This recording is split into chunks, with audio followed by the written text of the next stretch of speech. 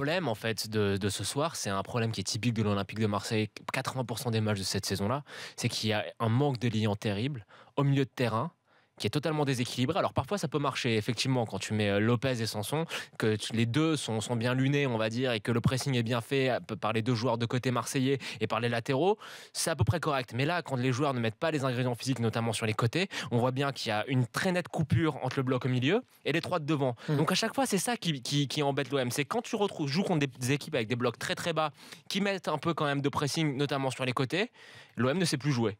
Et là, c'est typiquement ce qu'on a vu ce soir. Et le problème, c'est que à chaque fois, c'est prévisible. Tu le sais à chaque fois. Non, mais Christophe nous dit oui, mais ils sont limités au milieu devant. Tu n'as pratiquement que des futurs internationaux ou des internationaux. Donc, je ne suis pas d'accord. Mais dès que Gomis n'est pas là, ils sont orphelins du grand frère. Dès que Gomis est là, les Thauvin, les Payet, je dis la vérité, les Sanson, les Lopez, ils se sentent libérés. Même Cabella. Et dès que Gomis n'est pas là, ils ne sont plus libérés parce qu'ils ont besoin de cette statue devant le but qui accapare tout le monde, qui reste devant le but pour marquer. Et cette année, je le dis encore, tout le monde me dit oui, la deuxième partie et tout.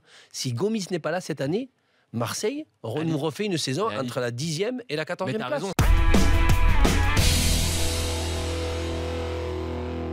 Tu parlais de la personne qui peut attirer les grands joueurs à Paris. Le problème, c'est que même s'il y a le salaire et le transfert, c'est que les meilleurs joueurs sont demandés par les plus grands clubs. Maintenant, on l'a vu. Quand tu as en face de toi Bayern, Juve, Real, Atlético, Barcelone, voire Chelsea ou Manchester United, le choix est vite fait.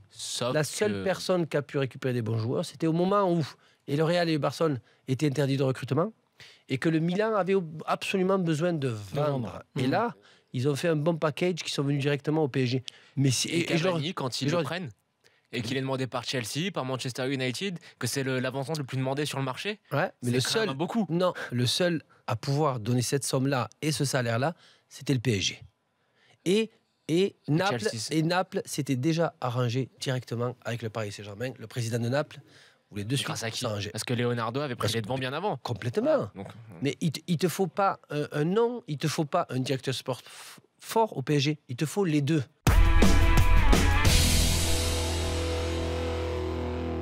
La clé du match, vraiment, si Monaco veut se donner le droit d'espérer, ça va venir de ses latéraux. Il va falloir que les latéraux monégasques arrivent à porter le surnom, parce qu'il y a un truc qui est impressionnant dans cette équipe de la Juve, c'est qu'ils arrivent à se retrouver à 6 au milieu du terrain. Parfois, tu as les deux, Kedira plus même à 6 derrière.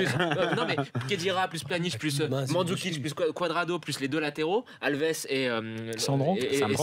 Ils arrivent à être à 6 au milieu de terrain, à être assez compact et à garder un bloc équipe relativement compact à chaque fois. Donc je pense que Monaco, qui joue juste à 2 avec Fabinho et Bakayoko, il va falloir que les latéraux arrivent à trouver l'équilibre entre le surnombre offensif et à chaque fois un bon repli pour pas que les lignes soient trop distendues. Et quel latéraux? Parce que Sidibé, on ne sait pas s'il sera là. Hein. Non, c'est pas ça, c'est que tactiquement, c'est au-dessus. Expérience, c'est au-dessus. Et la Juve, je l'ai dit au début avec Simonet, elle a fait l'équipe pour gagner la Champions League. Et j'ai dit, cette équipe, elle se retrouvera en finale parce que c'est l'objectif.